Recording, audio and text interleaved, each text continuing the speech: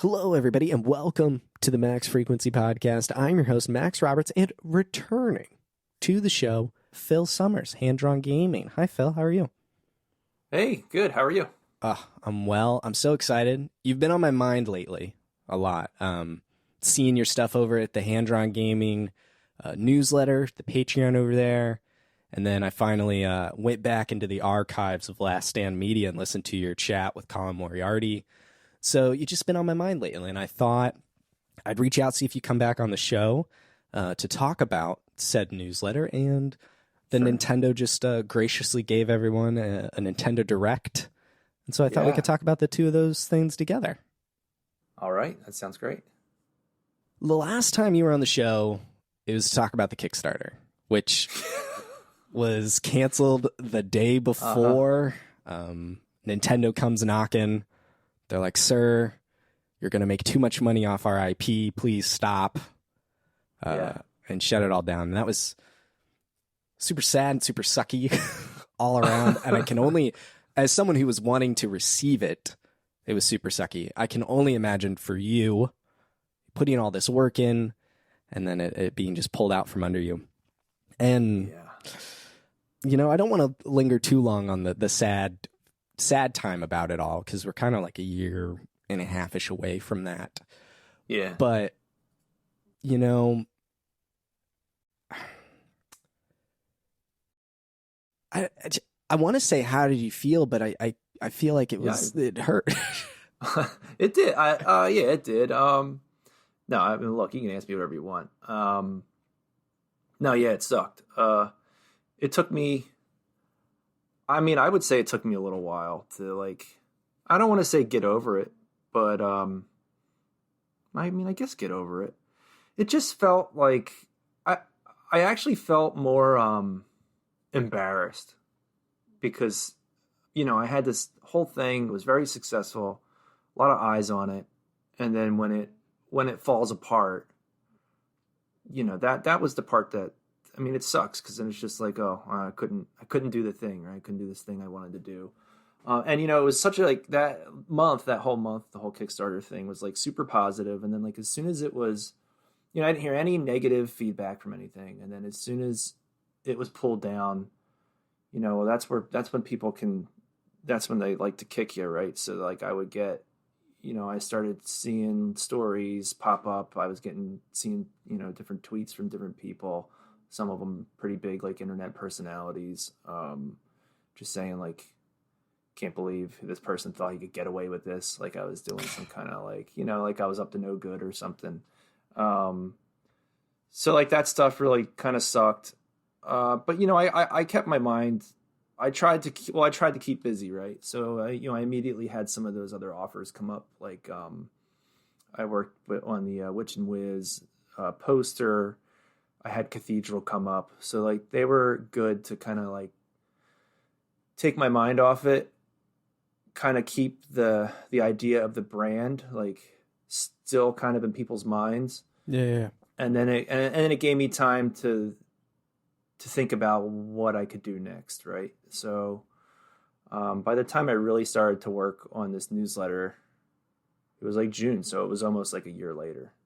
How did the idea for the newsletter, like, come to you? To me, it's capturing a time of, you know, old gaming magazines, just things you'd get in, you know, Nintendo Power immediately comes to mind, but EGM and Game Informer, things like that.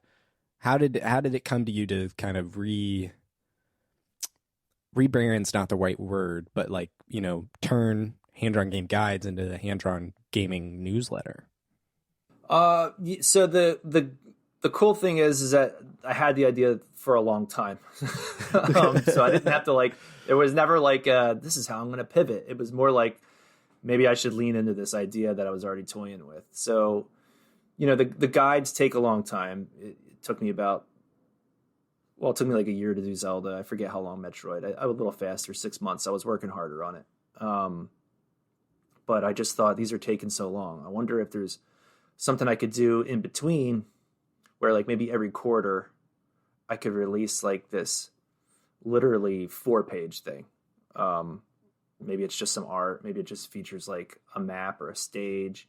of whatever the game is, maybe like a smaller game. One of my ideas even was just for the Kickstarter, I wanted to include every single order. I wanted to include the first issue with it, kind of like Nintendo Power. And then I did think about, even then, I was like, maybe that could be supported through a Patreon. I don't know how I would do that.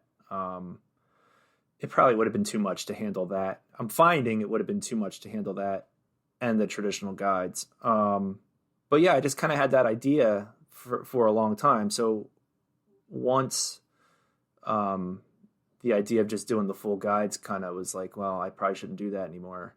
That was when I leaned in on this newsletter idea. And then I thought, well, I can expand that to a few more pages to make it like kind of a little more substantial.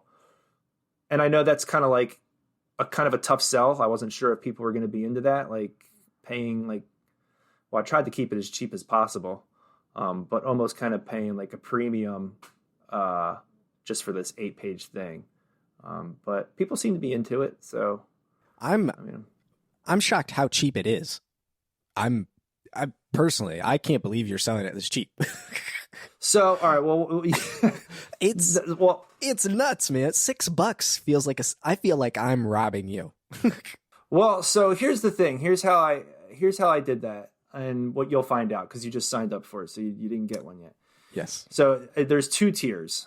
I never intended to have 2 tiers. So to keep it that cheap, in my mind, it was always like, I just want to make this thing I could put a stamp on, literally just put a stamp on it and throw it in the mail.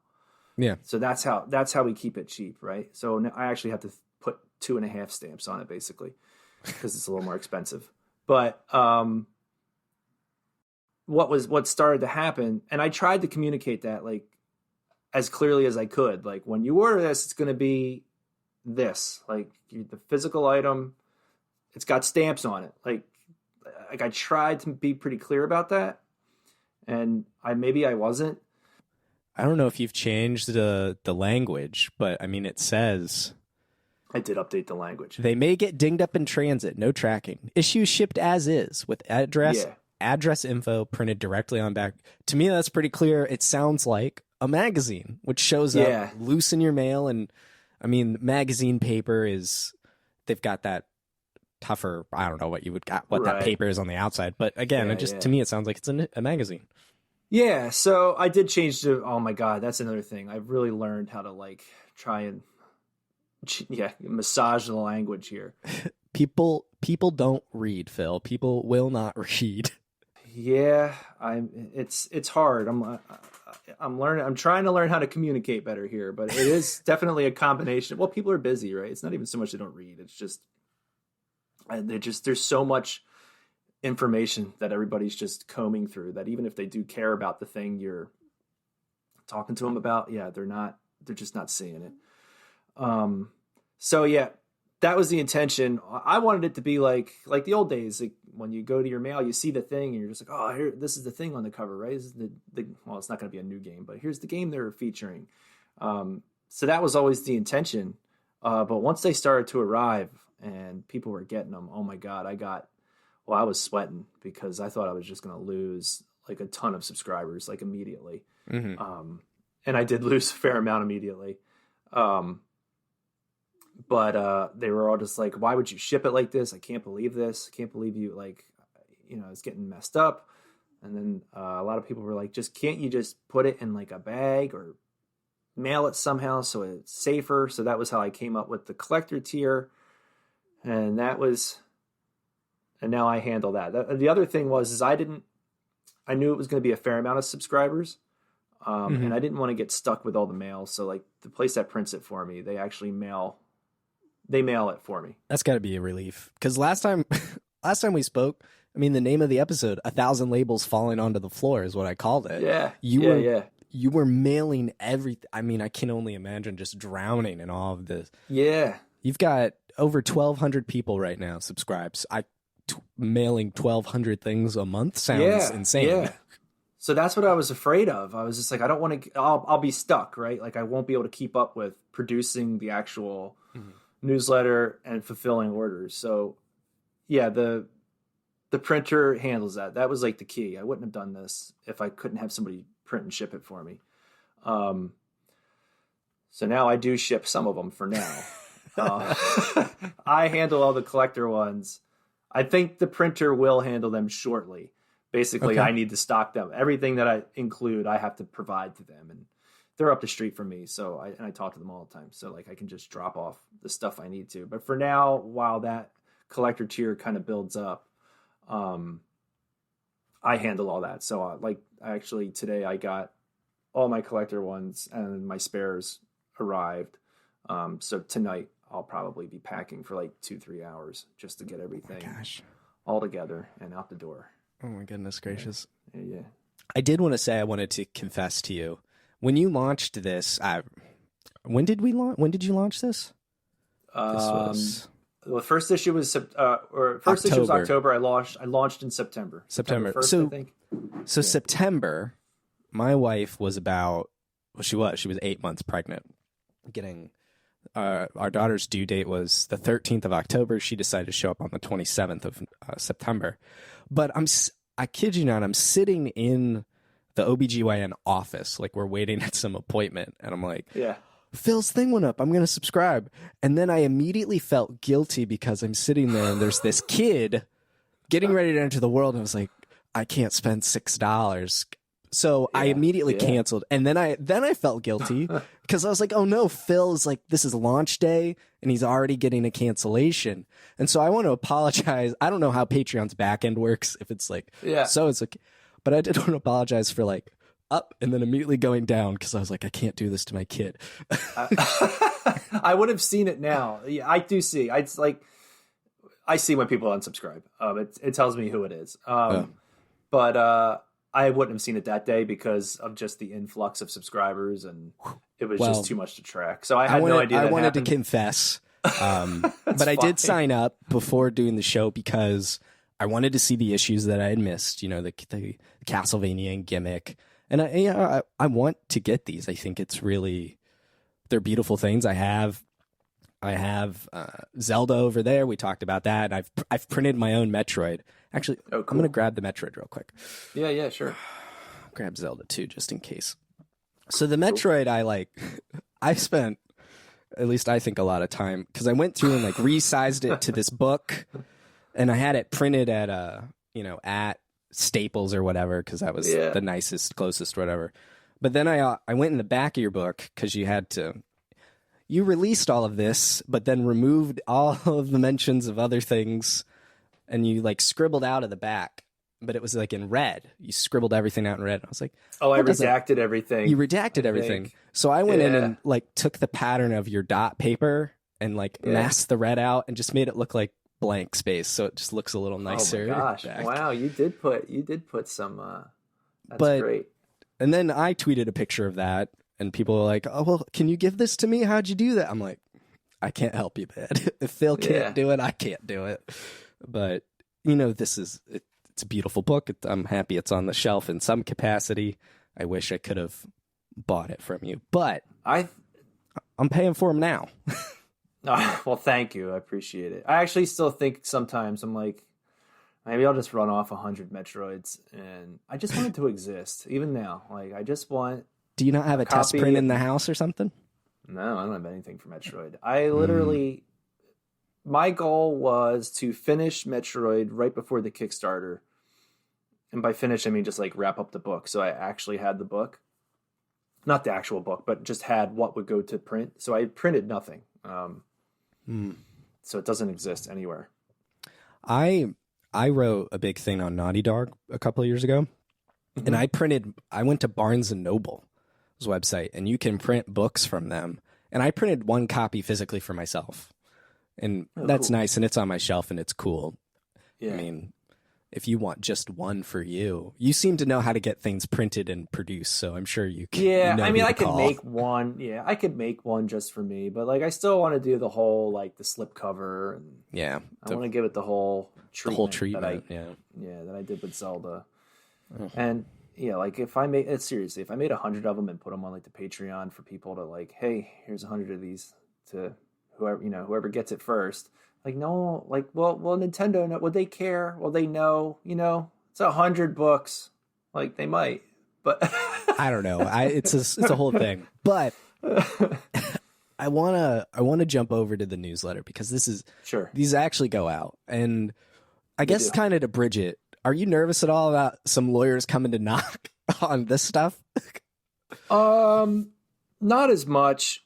So I treat it more like, look, there's so much stuff. There's like all these magazines. There's there's two Nintendo ones I think off the top of my head because I did covers for Minty Fresh. There's Switch Player. Yeah, There's so many other types of magazine, and they all Locked feature. On. Yeah, and they all feature, the game on the front, and sometimes, and I can't believe I didn't mention Nintendo Force. That's another one, huge. Oh right? yeah, Actually, the person that runs that, Lucas, he's such a great help, just with advice and how to do the Patreon and stuff. I basically copied his approach to the Patreon, so he's been great. But my thought is, look, they're all doing it. They're all getting away with it because it's a magazine. So it counts as like, I guess like I don't know, it's not a guide, right? So I'm kind of hiding the guide and I'm treating it, even though it's 8 pages, I'm kind of treating it like this is a magazine. So like I always make sure for this, I include like a little introduction and I include like some kind of written, essay to accompany it. And I try to downplay the fact that, this is actually like a mini strategy guide. And I don't use the tell, and I don't use the tell, like it says Castlevania on the front. Yes, yes, it does. Castlevania. Gimmick doesn't say gimmick at all anywhere. The Double Dragon 2 one, nothing. Like I tied it in with the Revenge because that game's called The Revenge. So I said Revenge real big. So that's kind of me dancing around it. I spoke to a lawyer after the Kickstarter to print. I wanted to print all the books in one book. And I still think I could do that. All the old ones. Yeah. And I told him all these ideas and he's just like, yeah, like you should be able to get away with that. I don't know why you couldn't. He goes, but you're on their radar. So do you really want to screw around? Like, do you want to go to court with, like, yeah, you would maybe win the case, but do you want to go to court with these people? And I'm like, well, no, I like them. So why can't we be friends? Yeah. So, and I don't have money for that. So I didn't pursue it. So, look, these are 8, like, that's my other thing too. It's like, it's 8 pages. Is Konami really going to like shut me down because I featured their game on an 8-page newsletter that I just ran off like 100 more because I want to offer some to people that came late, but like, I'm not going to run it off. Again, maybe, I don't know, but I don't know. It's just so like, I just feel like they can't go after me because I'm just following how everybody else is doing it. So if you go after me, how is everybody else getting away with it? Yeah. So, well, no more lawyer sad talk now. We're going to talk about the cool, fun stuff, which is, I guess, your approach to the whole Patreon is, you pay per issue and then you send these things out, they show up, people read them, but then you do these supplemental material, these posts afterwards. You've got behind the scenes, you do a little podcast as well, which was a cool surprise. And reading those, at least the Castlevania one, the first thing that I noticed immediately looking at was how you put it together, which is all in pieces and then I assume scanned digitally. How's that process different than the guides and stuff? The guides you were doing in dot notebooks or dotted notebooks. So what's that process like, and how do you decide when to do everything by hand on paper type hand or when to do things digitally, like the clouds and Gimmick? You did those digitally. You talked about that in the podcast. So like, what's that process like for you? So, the old guides were literally just dot notebook, just page by page, some slight digital trickery. Like if I really screwed up a page or wanted to change some of the art a little bit. But yeah, they're pretty true to life. Like you could pick one of them up and it's the guide, right? But these, you can't do that. They're just all over the place. So, I'm a designer full time. Like that's what I've done the last like 20 years of my life. So I mean, I guess my approach is how I would design anything. Only all my assets are just being built by hand and not on through Photoshop or InDesign or whatever. So, I'm laying them out. Looking at them, you can see that the big inspiration is Nintendo Power. So like these really colorful like pages just full of all this stuff. So figuring out like what do I handle digitally? I mean, it just really depends. It's like case by case.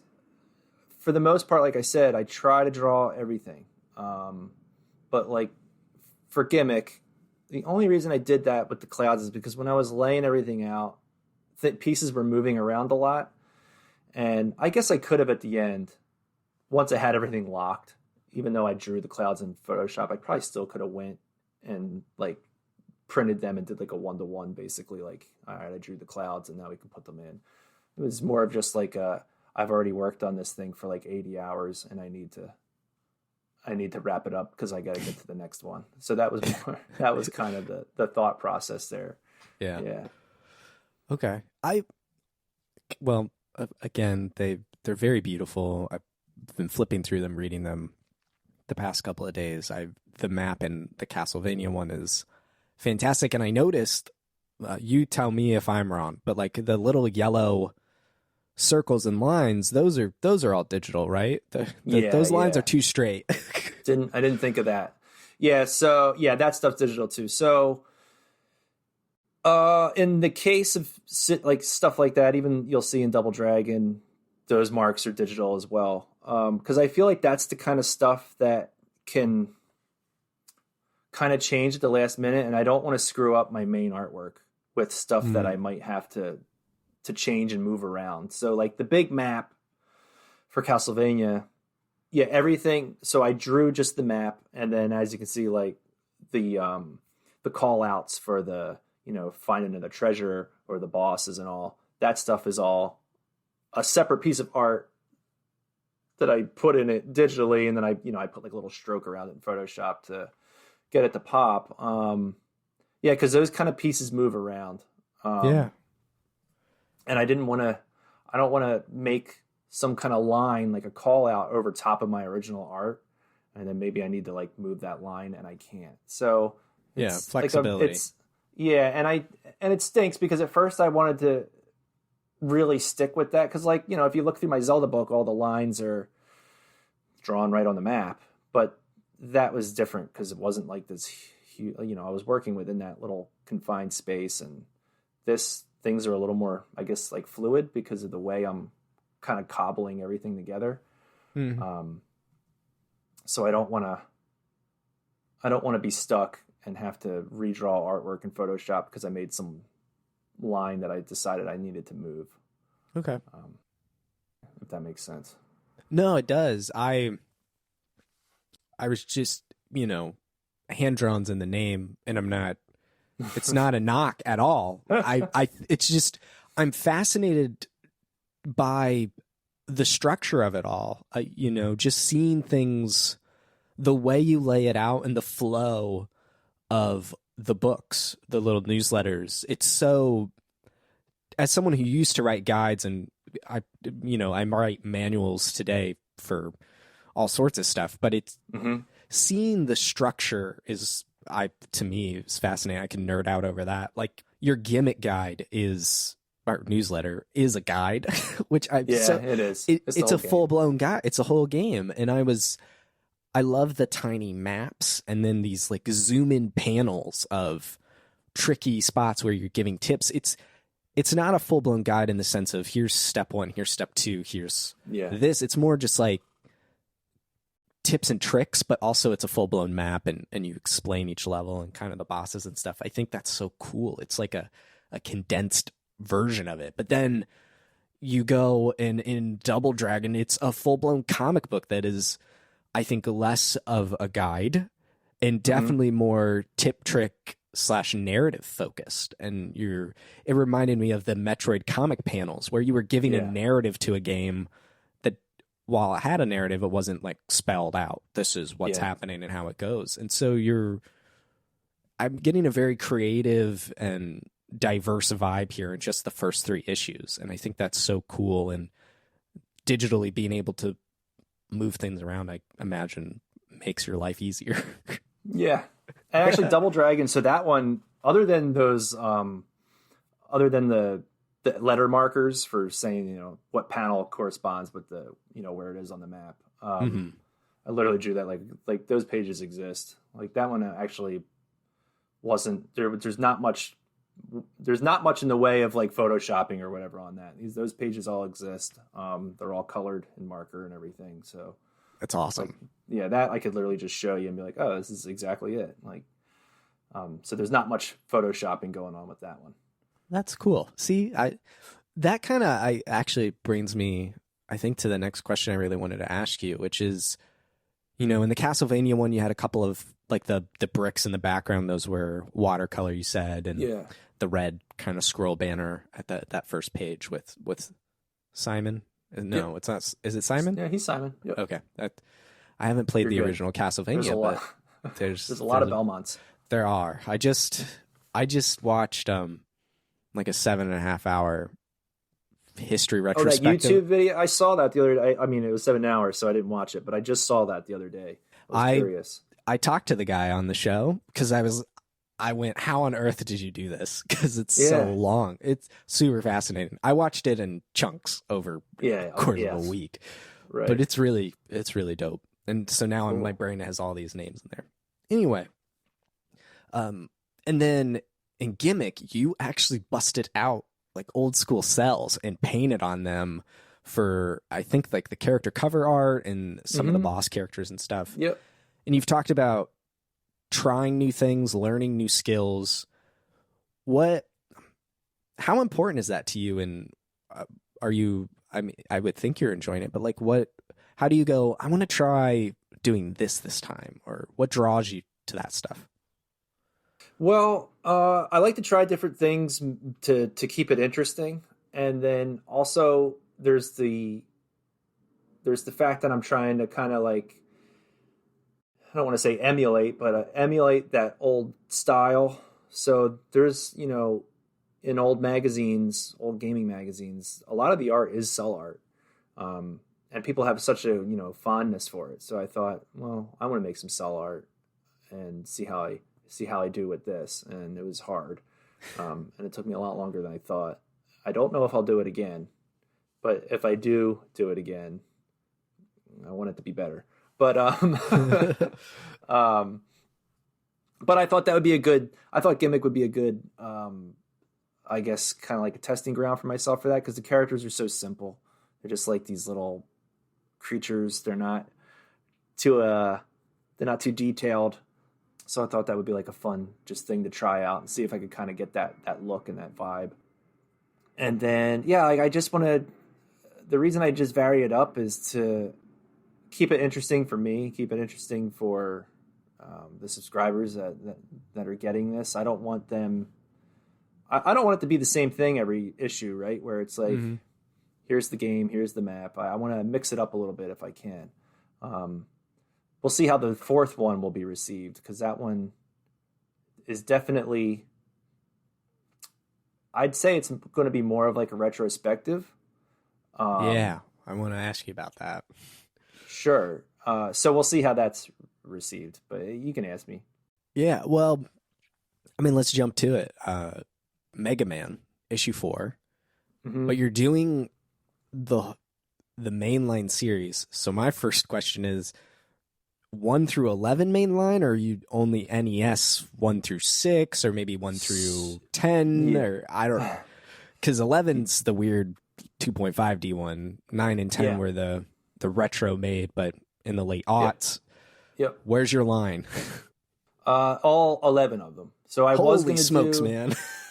Yeah, I was going to do focus just on the NES ones, just the 6. And then I was just like, well, that leaves out like, the other ones that are kind of retro looking. And then I just started thinking about all of them. And I was like, well, maybe I can kind of cram them on. And then 11 games in 8 pages, dude. So, I mean, basically each page is gonna basically be 2 games. Okay. It should work. The focus will. I don't want to ruin the whole thing, but the focus don't spoil the whole thing. But all right. Just whatever you would like to share. I mean, the focus is just going to be mainly on all the Robot Masters. Mm-hmm. And so it's like half Robot Master, half like retrospective. So like I played through every game, so I have thoughts on them. So we'll see how it's received. It's going to be less maps. There's not going to be any maps. There's no maps on this one. But I'm hoping people are still into it just to see like my take on literally every single Robot Master. First of all, I like that idea in general because the Robot Masters they're the staple of classic Mega Man. So and I can't wait to see whatever art you've drawn up for those as well. I don't, however many you decide to draw, but it's going to be really cool, I think, to see. So I'm looking forward to it. But your take on games is also another kind of thing you're doing alongside this Patreon, and you put them up publicly, but they come a little early for patrons and stuff. And each issue so far has you sharing like a personal story about these games or how you've come to experience them, learn about them.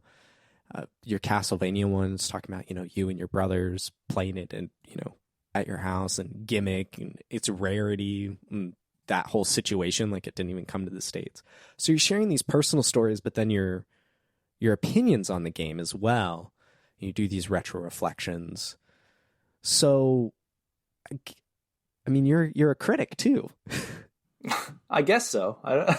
I like your reflections because they're so short. Concise. Concise is a better word there. And they're well thought out. I have a picture of one actually here in the show notes about Splatoon 3. But why? Not why. I guess why start sharing all these? You keep track of everything you play. What was the draw to start putting more of your opinion into the hand-drawn gaming side of things instead of just here's how to play the game? Yeah. Here's how I feel about the game. Yeah.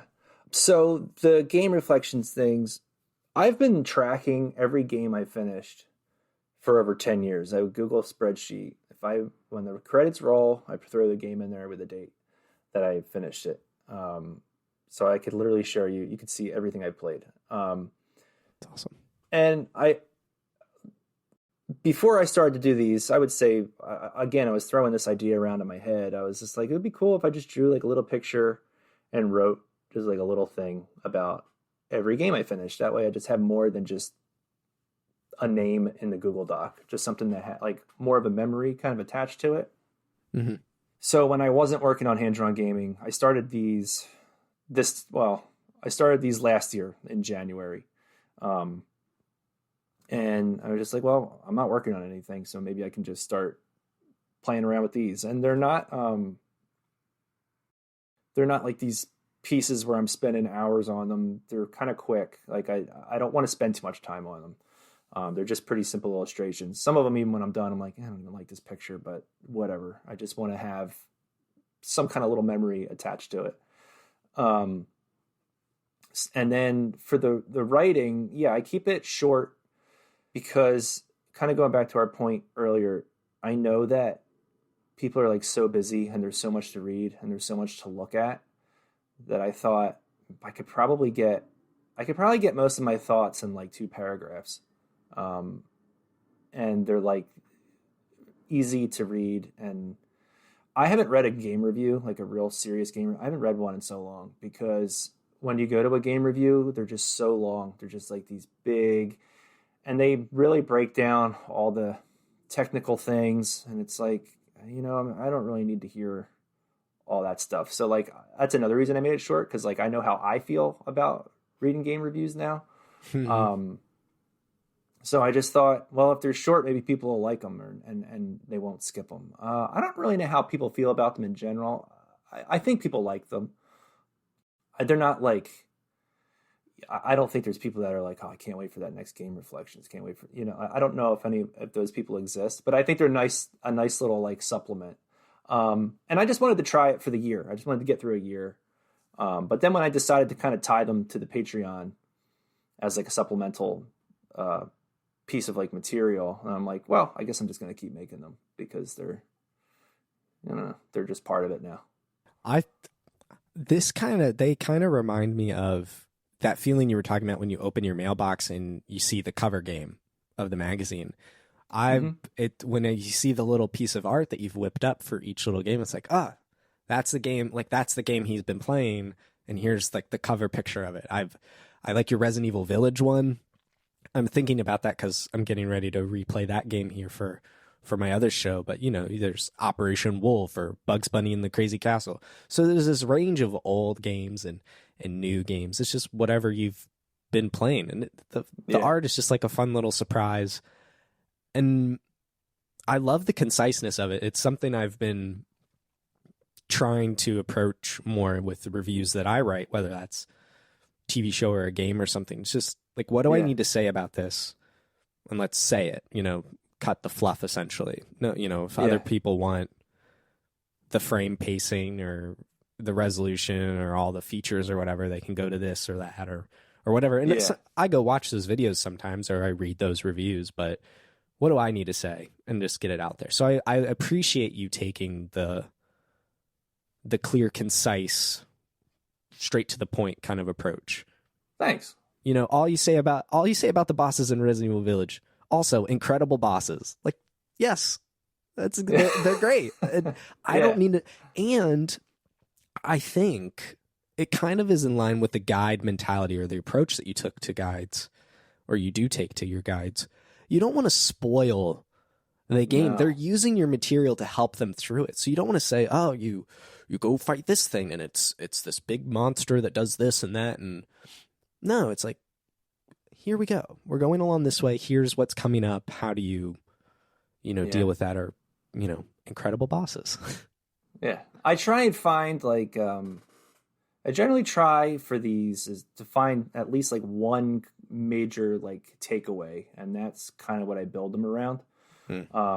Some of them feel a little more review like than others. Some of them are more like a story, like my mother review. Yes. That's less about the game and more about me playing it with my kid, right? So it really depends on the game. I tend to like the ones that are a little more that are less about the game than like I like if I can find some kind of little story to tie around it. But that's just the approach I take to it. Well, keep it up as long as you like doing them. But I certainly enjoy them. I think they're great. So I actually tried to add the website page to like my RSS reader so I could see, but they're not individual. It's fine. It didn't show up. I was like, this would be fun. Sorry. Not your fault at all. They're really great. So I think they're super cool, and people should check those out as well, because you do put them up eventually publicly. Yep. So, everyone can see them. It's just you get to see them sooner if you support Phil over on Patreon. To transition over to the direct, in my notes, I had transition with Dead Cells Castlevania, because you wrote about Castlevania, and now Castlevania is like semi back in Dead Cells as DLC or an expansion or something. Did you play Dead Cells? Have you played that one? I did not. I haven't either. I heard it's very good. Yeah, I hear it's very good, and the Castlevania stuff looks very good. I heard the music and was like, more Castlevania, good. I know, yeah, and the game does look cool, but I'm not too into the. It's a roguelike, right? Yeah, just kind of running. You're just doing the run. Yeah, like do the run, die over and over. It's not my favorite, so that's the only reason I haven't played. I mean, I'm sure it's a great game, but I probably won't play the Dead Cells Castlevania stuff. Neither will I. So transition dead, just like Castlevania. Yeah. Oh, sadly. It's such a bummer, man. It's such a bummer.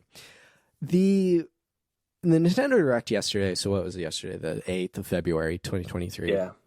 40-minute Direct right after they did their earnings call and all that jazz, which makes sense. They want to hide because their numbers were down. So they're like, here's the bad news. Now quickly, here's all our good news for the year. Yeah. So it kicked off with Pikmin 4, which was announced last year. You played Pikmin? You Pikmin fan? I do like Pikmin. Yes. Okay, I've never played Pikmin, so are you excited for it?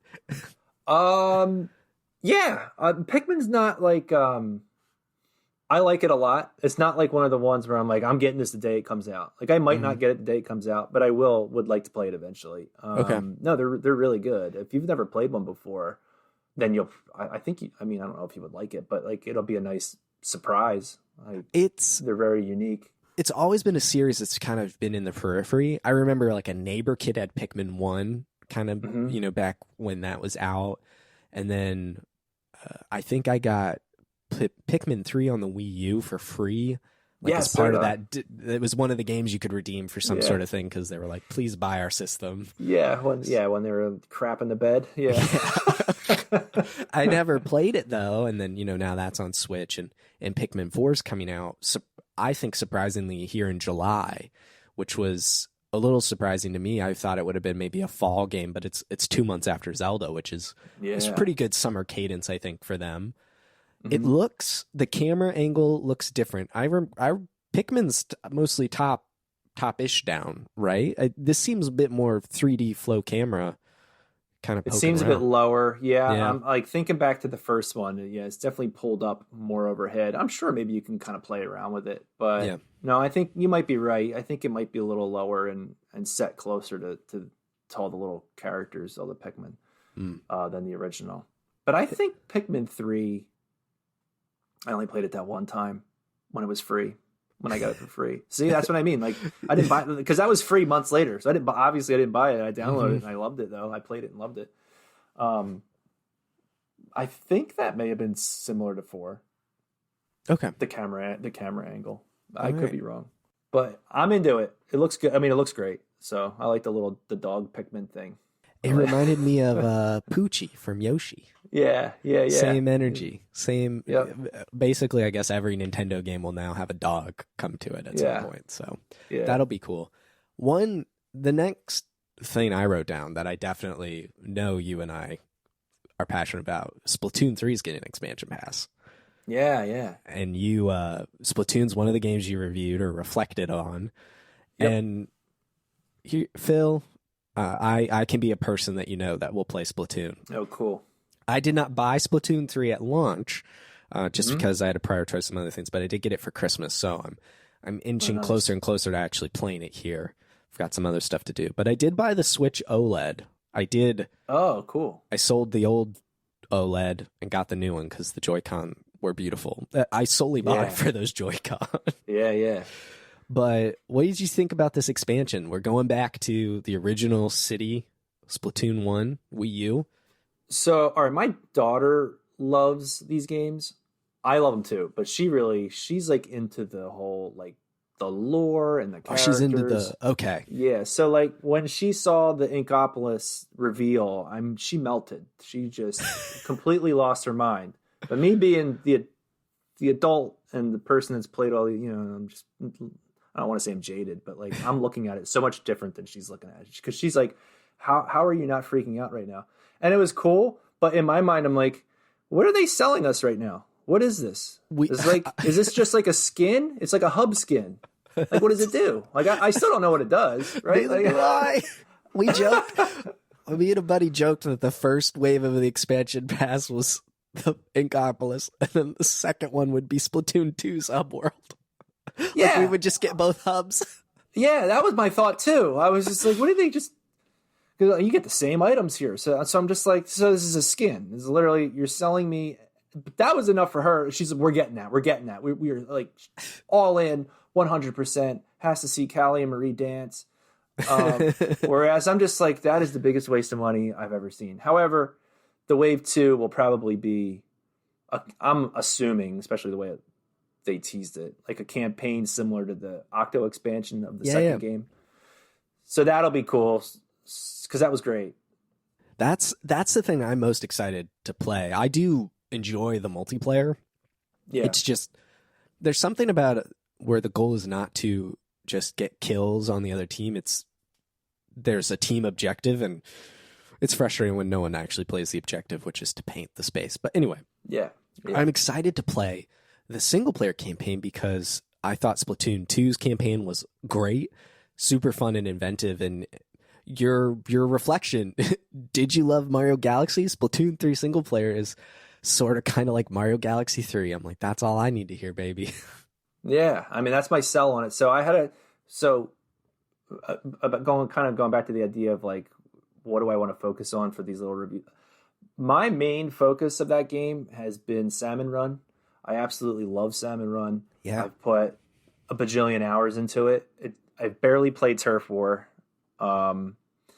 So I almost just wrote about Salmon Run, but I was just like, I want to try and sell somebody on this game. So that was why I decided to focus on the single player, because the campaign is great, but it took me like, I don't know, 2 months to get through it because I just slowly kind of chipped away at it, whereas I was just all about Salmon Run. Salmon Run was also something I loved on Splatoon 2. See, I need to just play it, but I've got other stuff I have to play first for my other show. I'm so excited. I promise, in-laws, I will play your Christmas gift soon. I promise. What's the Christmas gift? It was Splatoon 3 was the Christmas gift. Oh, that's the one. Oh, that's the. I thought you were. I'm sorry, I got confused for a second. Yes, you said you got it for Christmas. That was all right. You're all good. It's just sitting there. I opened it up. I'm like, it's time to be a squid kid. Time to be a squid kid again. I thought when you said I have other things, I thought you were talking about the games you were playing for the other show. That was where I got confused. That's Resident Evil. I've got a lot of Resident Evil to be playing, which is sweet, cool. It's going to be a good time. But let's I'm going to jump down the list a little bit because it's smaller, but it kind of fits in here with the expansion pass. Mario Kart 8 Deluxe, a new track and a character. The expansion pass continues to just be great. Brand new level, Yoshi's Island, and Birdo returns. Are you a Mario Kart? You and your daughters play Mario Kart a lot? Yeah. Kart 8 is great. These, I bought the pass to get all these things. I did not play the last set that came out, so I kind of have fallen behind on that. And I do think when they showed Birdo, my daughter got real excited about Birdo. I was like, Birdo's not in this game? That's what I thought too. Yeah, and she's like, "Are you serious?" And I was like, "How is Birdo not in this game?" So. Was Birdo? Was the last Mario Kart game Birdo was in? Was it Double Dash? That can't be. Birdo had to be in Wii U, in the Wii one. Birdo had to be in the Wii one. Birdo, because I feel like, well, I still play the Wii one, so I'm pretty certain Birdo's in that game. Birdo is in Mario Kart. This wiki page is not helping. Mario Kart series. Here we go. Double Dash, the arcade game, and Wii. Okay, so she is. I knew it. She is in the Wii. So she hasn't been. She wasn't in 8 and 7. Okay, which would have been. Maybe after. That's why. Maybe that's just why I assumed Birdo was in it, because I still play the Wii one. You still play Mario? Wait, you still play Mario Kart Wii? Yeah, I still play it pretty often. My nephews, like family members, are super into Mario Kart Wii. Yeah. Oh my gosh. I'm fixing my original childhood Wii, trying to at least later, because it has the save data on it still, because it's locked to the console because of Wi-Fi. Because I want to. Brawl is turning 15 here in a month, and I'm thinking of Mario Kart Wii, so I'm gonna dabble with those games again soon. And just hearing that people are still playing Mario Kart Wii, that actually brings a smile to my face. I remember getting that game for my birthday. It was such a big deal. Nice. That's my favorite one. It's the first game I ever reviewed, actually. I think I took my dad's little point and shoot that could record video. I put it on a tripod in front of the CRT. And I did this was back when YouTube, you could only upload a video in 10-minute chunks or something. So it was a 4-part review where it was here's the single player, here's the multiplayer, here's the why. Oh man, you went for it. I did. I don't know. I'd have to look up how many views that thing got, but I did. I remember I needed my brother to help with the multiplayer part. And I think we got in an argument or something before or afterward. So he doesn't sound thrilled to be helping me. In the video, I recall a fight around that, but I don't recall the specifics. So that piece of history is up on YouTube somewhere for people to find. I might include it in the show notes. We'll see if the audience gets lucky.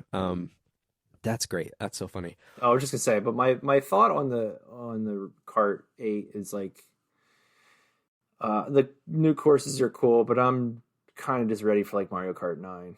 Yeah, me too. Because I've been playing this since the Wii U, and I mean, I guess I shouldn't say that because like I still play the Wii version. So like it's kind of like I understand how I sound right now, but I'm like ready for like what's the cart that's going to have like the new hook, whatever that new thing's going to be. Like just I want that. But I mean, no, it's cool. I mean, geez, the price for all those tracks, what was it, like $20? You get like tons of these things. Yeah, no, it's great. I think the final count in that game is like 90 something tracks, or oh my gosh, which is just bonkers. Absolutely insane, and it feels so strange to be getting this much support. What, the Switch came out 5 years ago, 6 years ago, and Mario Kart was a launch game, so launch window or something. It feels strange to be getting later. 5 years after the game's out, which it was already out on. It's a weird game. The life this one's had, but it's a good game. It's a fun game. Well, it's still the top selling game, right? Is it the top? So like, I mean, there you go. Yeah, I think the numbers on it, they just reported it's over 50 million, and I think there's over 100 million Wii or Switches out. So it's essentially a 50% attach rate for which is insane. A Wii U game. Like, let's be honest, it's a Wii U game. It's crazy. Yeah. Oh yeah, for sure. It's absolute bonkers. So I get why they're doing it. Yeah. The next thing, to me, finally, but the Game Boy has entered Nintendo Switch Online. Yeah. Game Boy Advance, Game Boy Color, all that stuff's here. Are you an NSO subscriber? Yes, but not the expansion pack. Okay. So I don't have no Game Boy games, no Game Boy Advance games for me. It's so Nintendo. The Advance games will be behind our extra paywall. The N64 is behind our extra paywall. The stuff you really want.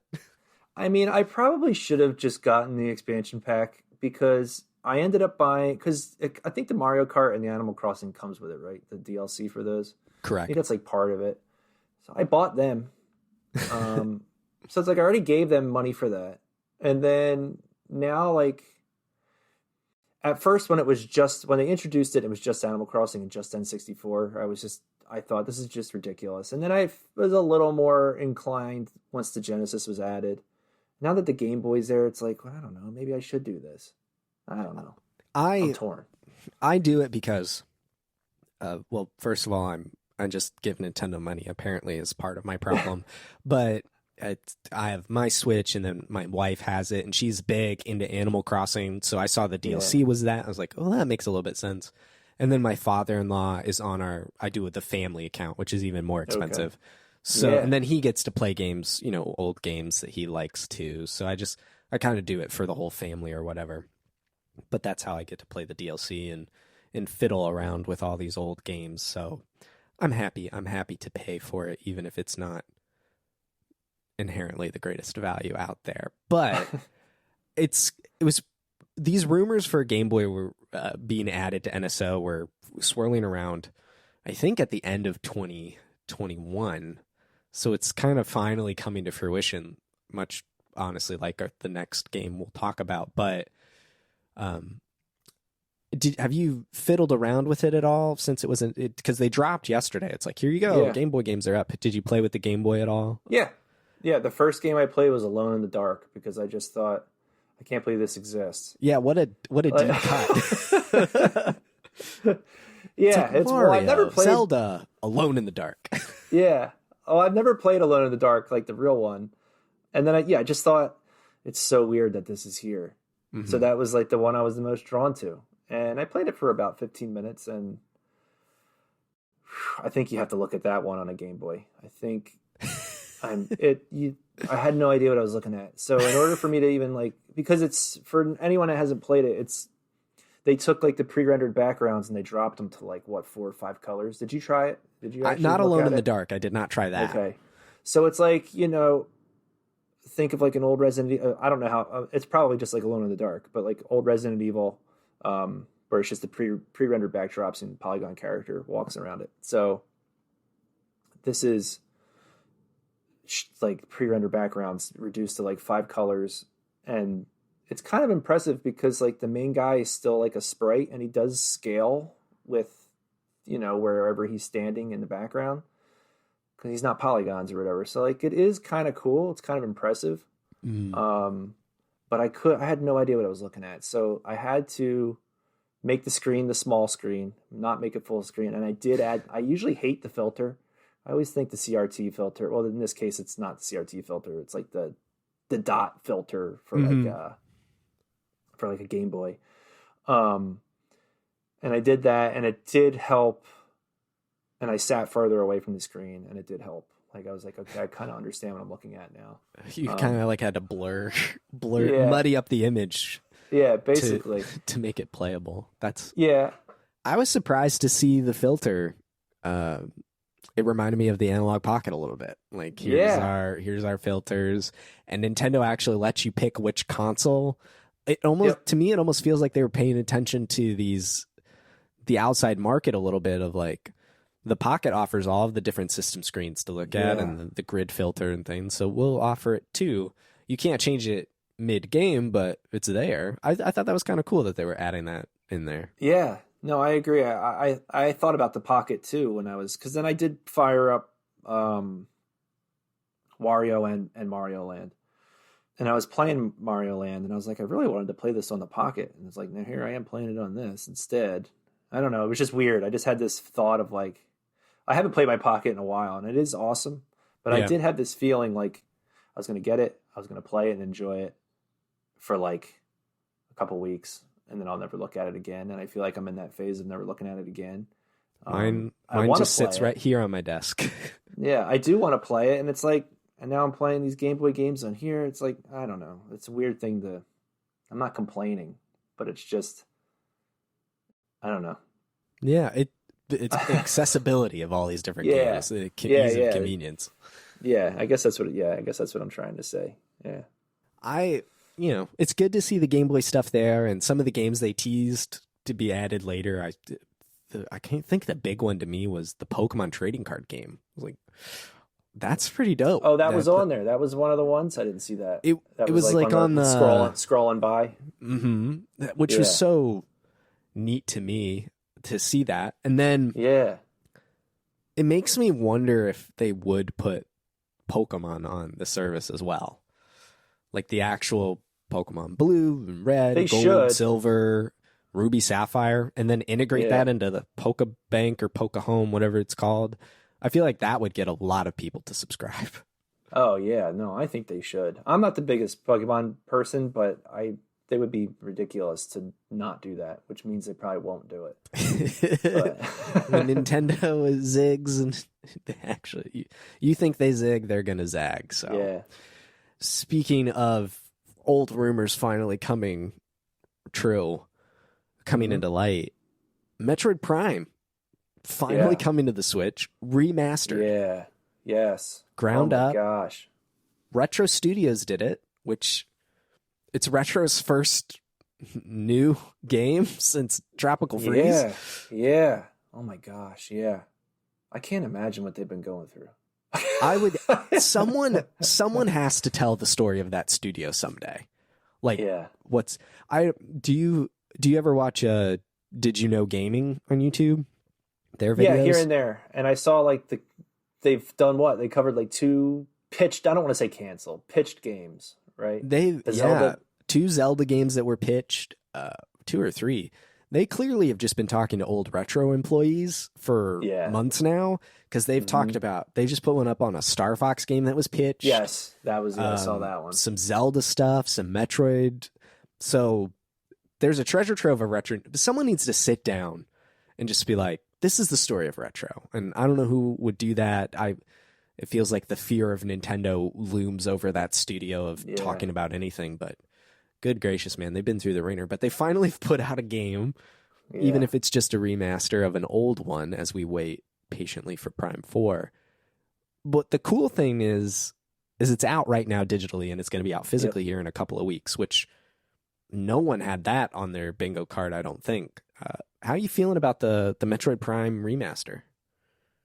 I want to play it very badly, but I pre-ordered the physical, so I'm going to wait. Smart. But no, Good it man. looks awesome. I have suspected this to have existed for a long time. I don't know why. I guess because it's just been rumored so much. Mm-hmm. But my thought is that it was just going to be. I mean, it is the old game, but like, just high res GameCube assets. But no, this is like remade completely. It looks amazing. Like that's the part I wasn't expecting. I wasn't expecting it to like look so good.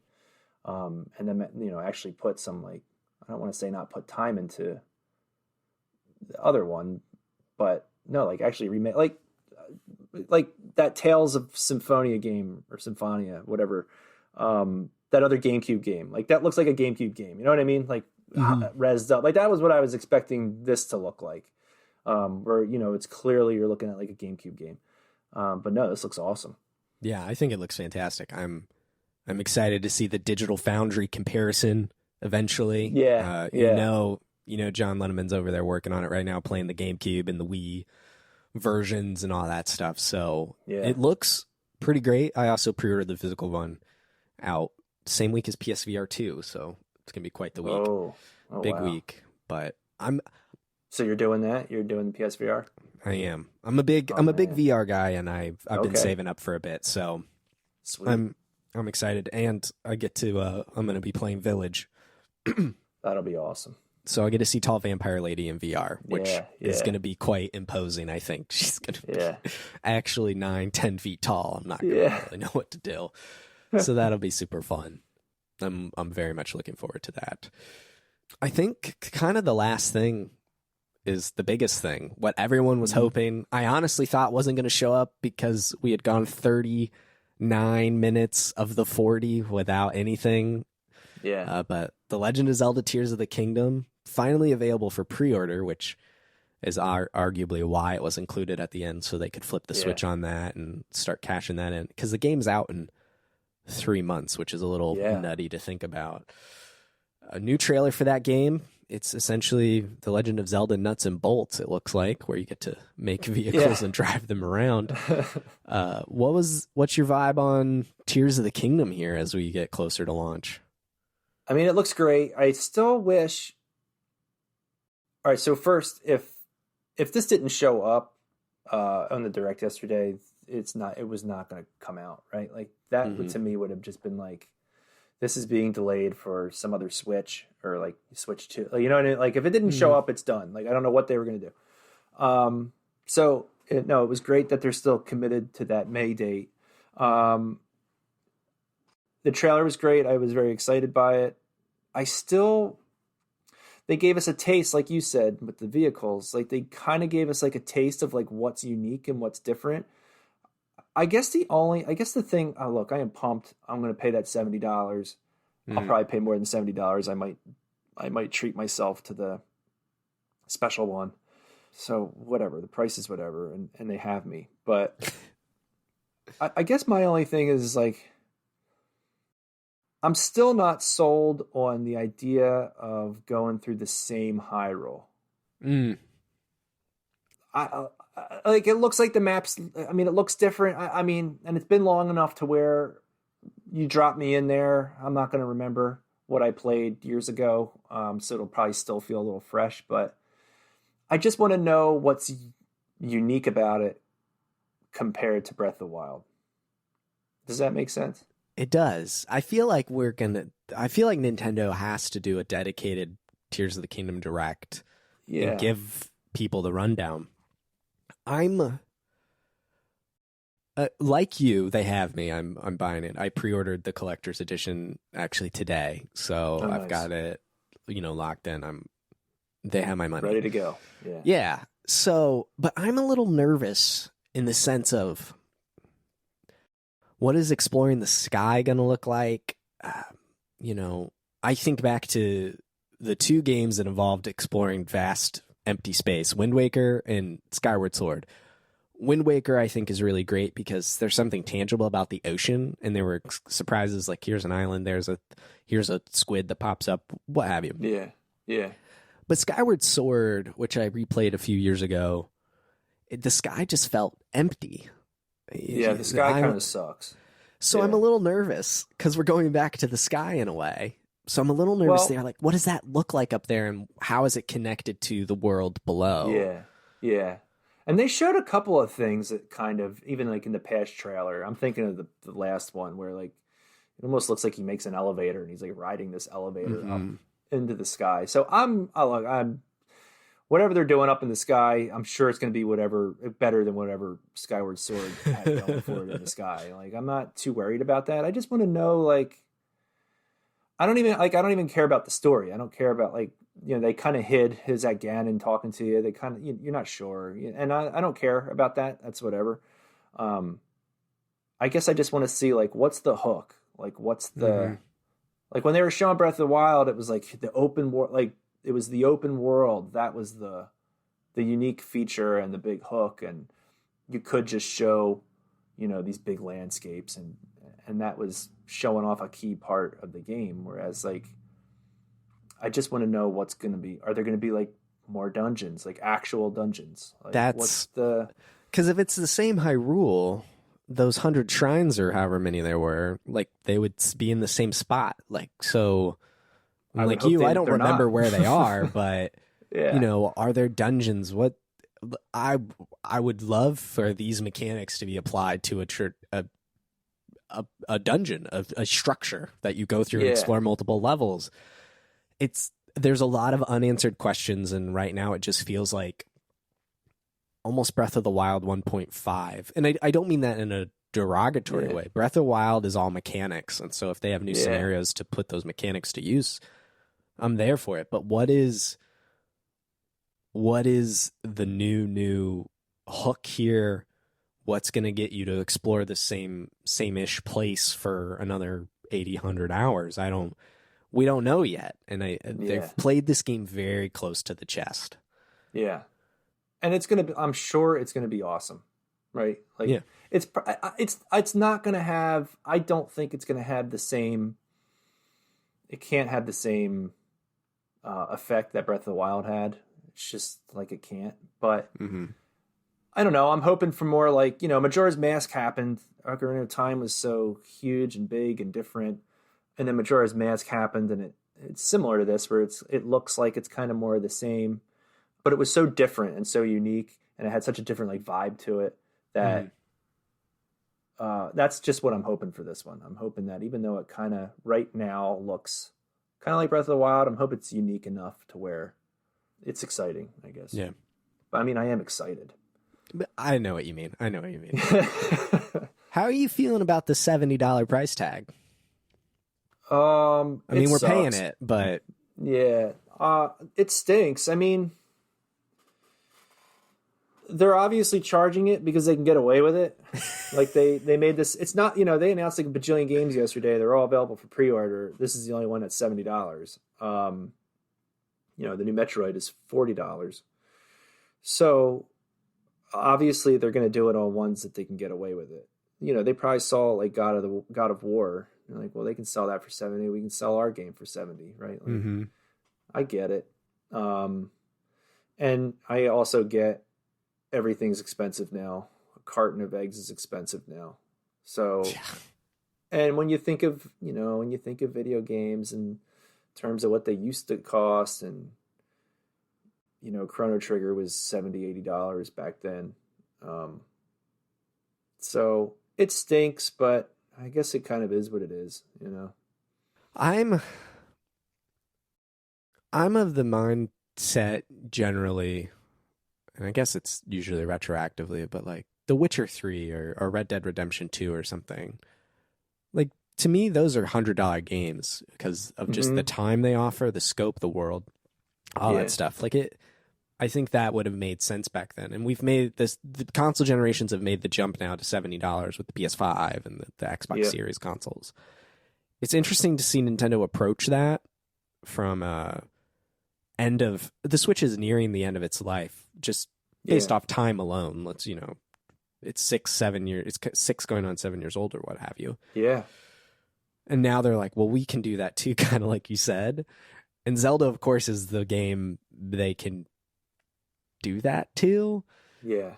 But I spent 100 hours in Breath of the Wild. I feel like I don't mind conceptually paying $70 for it. I think it sucks for people who weren't expecting that, or for some reason 70 is just harder to swallow than 60. Yeah. Like you hear that and you go, that's 70 is really close to $100. Like, yeah. My kid wants that for their Switch that I just bought them for Christmas. Like, that's too much. I don't know. If someone came to me and said, would you buy this for me? I'd be like, I don't know, man. Yeah. Yeah. No, I know. It does. Yeah. Yeah, you're right. It's kind of a perception thing, right? It's only $10 more, but you can feel that $10.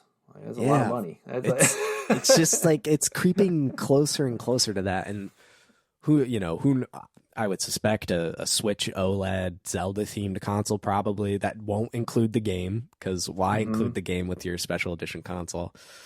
So they're gonna milk Zelda for all they can, I think.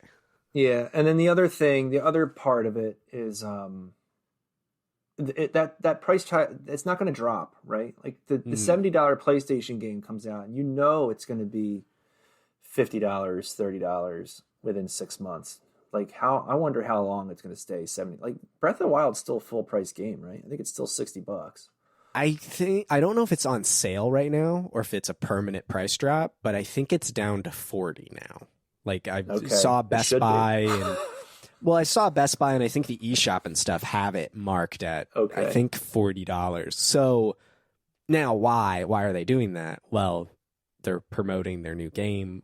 Is it permanent? I don't know. First party Nintendo games rarely go down in price. So it's going to be 70 forever. No, that's my thought. Yeah, it's just always going to be $70, but I don't know. And then they'll probably, and like you said, we're at the tail end here, so they'll probably get me for another $70 2 years from now when they release it for Switch 2 or whatever. Yeah, Super Switch. Here's Super Tears of the Kingdom. It's $80. It has a smoother frame rate. I don't know. You can tap Amiibo 2 and get a new costume. Yeah. So. Oh, the smooth frame rate, that would definitely happen. I'm kind of hopeful. I don't know. I'm semi-hopeful that it's going to perform better because it's not on the Wii U anymore. So they've been able to take whatever that engine they built for it and like totally 100% optimize it for Switch. Yeah, that's my thought too. And they've had 6 years to learn the system, and Nintendo knows how to squeeze everything out of their platform. So I'm just hoping for a stable frame rate this time. Yeah, and I thought, and Breath of the Wild, I didn't have any problems with it. I mean, there was obviously a few spots, right, where you're in the forest and it started to chug. So there were areas, but I mean, overall, it didn't bother me. But yeah, I'm sure, if they do what they did with Skyward, I think Skyward Sword was 60 frames on Switch, right? I didn't play it.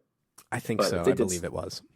If they did that, down the line, they would get me again. So yeah, they have us in the palm of their hand. Yeah. Oh well, thanks Nintendo. Yeah, they would have got me on Skyward Sword if I literally played it probably 2 years before that, and I was not ready to play it again. I mean, I like that game, but it's not one of my favorites. Another Skyward Sword fan. Yeah. There are very few of us. I know. Like. Yeah.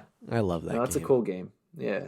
It does some neat stuff. So, well, Phil, I think that wraps it up today. Thank you so much for joining me.